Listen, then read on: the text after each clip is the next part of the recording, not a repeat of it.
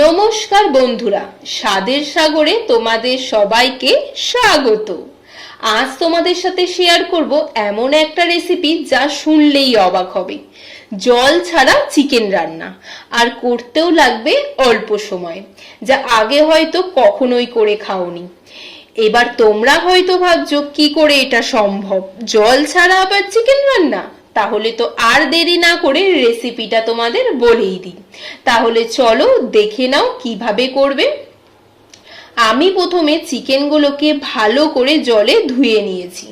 এরপর চিকেনের সাথে সাথে যে আইটেমগুলো আমাদের লাগবে সেগুলো হলো ধনেপাতা, যেটাকে আমি টুকরো করে কেটে নিয়েছি। এর সাথে নিয়েছি রসুন, তারপর পুদিনা পাতা, কাজু বাদাম, কাঁচা লঙ্কা। এরপর নিয়েছি টক দই আর পেঁয়াজ, যেটাকে আমি পিস পিস করে কেটে নিয়েছি। এরপর চিকেনটা ম্যারিনেট করার জন্য আমি একটা গামলা নিয়েছি। এর ওপর ধুয়ে রাখা চিকেনগুলোকে দিয়ে দেবো। তার সাথে সাথে একটু বেশি করে আদা বাটা দিয়ে দেবো, টক দই দেবো। তারপর এর মধ্যে অল্প করে হলুদ গুঁড়ো দিয়ে দেবো। এই একবারই কিন্তু আমরা হলুদ গুঁড়োটা ব্যবহার করব চিকেনটা ম্যারিনেট করার সময়। তারপর পরিমাণ মতো নুন দেব, সর্ষের তেল দেবো, আর একটা পাতিলেবুর রস দিয়ে এটাকে ভালো করে ম্যারিনেট করে রেখে দেবো 10 থেকে 15 মিনিটের জন্য ফ্রিজে। যতক্ষণ চিকেনটা ম্যারিনেট হচ্ছে ততক্ষণ আমরা রেডি করে নেব আমাদের সেকেন্ড ম্যারিনেটের জন্য একটা পেস্ট। তার জন্য আমি মিক্সচারের বাটিতে প্রথমে ধনেপাতা দিলাম, রসুন দিলাম, কাঁচা লঙ্কা দিলাম, কাজু বাদাম দিলাম আর পুদিনা পাতা দিয়ে দিলাম। এরপর পাতার কালারটাকে সতেজ রাখার জন্য এখানে আমি কয়েকটা আইস কিউব দিয়ে দেবো। এটাকে মিক্সার গ্রাইন্ডারে তারপর পিষে নেবো। আর দেখো পেস্টটা আমাদের রেডি হয়ে গেছে। এবার এটাকে আগে থেকে ম্যারিনেট করে রাখা চিকেনের ওপর দিয়ে এটাকে ভালো করে চিকেনের সাথে মিশিয়ে ম্যারিনেট করে রেখে দেবো 30 মিনিটের জন্য ফ্রিজে। আর দেখো আইস কিউবটা দেওয়ার জন্য আমাদের এখানে পেস্টের কালারটা কিন্তু একদমই পারফেক্ট গ্রিন কালারই আছে, কালারের কিন্তু কোনো চেঞ্জ হয়নি। এরপর গ্যাসে কড়াই বসিয়ে দেবো। কড়াইটা গরম হলে এর মধ্যে রিফাইন অয়েল দিয়ে দেবো। তারপর ফোড়নের জন্য শুকনো লঙ্কা, জিরে, তেজপাতা, গরম মশলা সব একসাথে ফোড়নগুলোকে তেলের ওপর দিয়ে ভালো করে লাল লাল করে ভেজে নেব।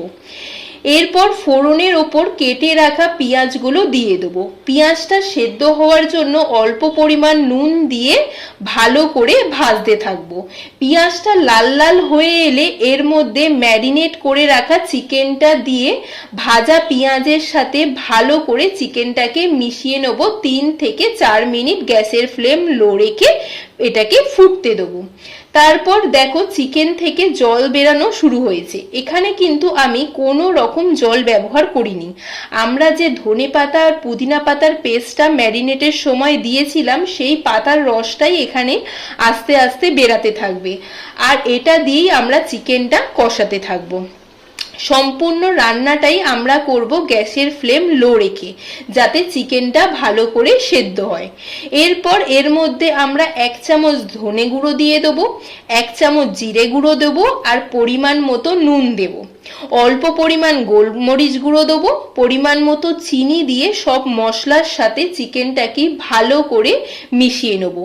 এই রেসিপিটা এমন একটা রেসিপি যেটা খেলে কিন্তু তোমাদের কোনো রকমের গ্যাস, অম্বল, অ্যাসিডিটির সমস্যা হবে না।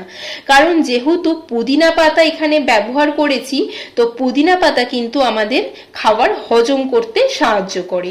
আর এই রেসিপিটা আমরা কিন্তু বেশি তেল ইউজ করিনি, তাই এটা কিন্তু একদমই শরীরের পক্ষে কোনো ক্ষতি করে না। ভালো করে নেড়ে নিয়ে এটাকে আমরা ঢেকে দেবো 3 থেকে 4 মিনিটের জন্য। এইভাবে আমরা 2 থেকে 3 বার ঢেকে ঢেকে চিকেনটাকে সেদ্ধ করব আর একবার করে নেড়ে নেব।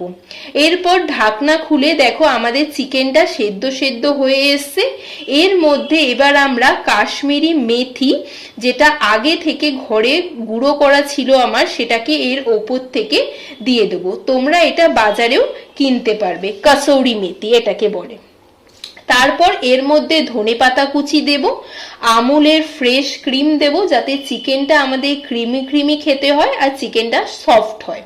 তারপর ওপর থেকে 3-4টে কাঁচা লঙ্কা দিয়ে দেবো, তোমরা যেমন ঝাল খাবে সেই রকম দিও। এখানে কিন্তু আমি কোনো গুঁড়ো লঙ্কার ব্যবহার করব না। এবার এটাকে আমরা একটা ঢাকনা দিয়ে ঢেকে দেবো 5 থেকে 10 মিনিটের জন্য, সাথে সাথে জলটাও যাতে শুকিয়ে যায়। ঢাকনা খুলেই দেখো আমাদের গ্রিন চিকেন বা হরিয়ালি চিকেন রেডি হয়ে গেছে। এই হরিয়ালি চিকেনটা তোমরা ভাতের সাথেও খেতে পারো, কিন্তু নান কিংবা রুটির সাথে খেলে বেশি ভালো লাগবে। এই চিকেন রেসিপিটা একবার যদি বাড়িতে করে কাউকে খাওয়াও, সে কিন্তু হাত চেটে খাবে আর তোমার তারিফ করতে একদমই ভুলবে না, এটা এতটাই টেস্টি হয়। আমি কিন্তু এটা রাতে ডিনারে করেছিলাম রুটির সাথে খাওয়ার জন্য। তাহলে বন্ধুরা, এত সুন্দর একটা রেসিপি তোমাদের সাথে শেয়ার করলাম, তার জন্য তোমাদের কি করতে হবে, তোমাদের আগে ভিডিওটাকে লাইক করতে হবে, কমেন্ট করতে হবে আর ভিডিওটাকে শেয়ার করতে হবে। আর চ্যানেলটাকে কিন্তু অবশ্যই সাবস্ক্রাইব করে রাখতে হবে এই রকম নতুন নতুন রান্না পাওয়ার জন্য। তাহলে বন্ধুরা, আজকের মতো টাটা, দেখা হচ্ছে আমাদের আবার নেক্সট ভিডিওতে।